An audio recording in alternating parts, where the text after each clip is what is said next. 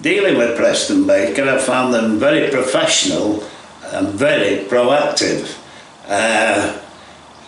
At all times, I had no problems whatsoever with the way they dealt with the sale. Initially, James came along to value the house and have a chat with me. He was great. He valued it at the price I was looking at. After James, Matt came along.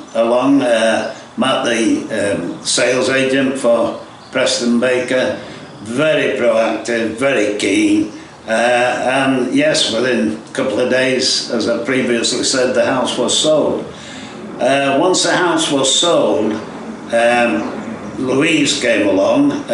She's the after-sales manager, and kept me in contact as the process went along.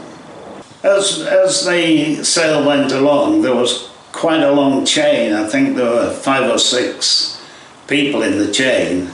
So communication was extremely important to see how the other buyers and sellers were getting along.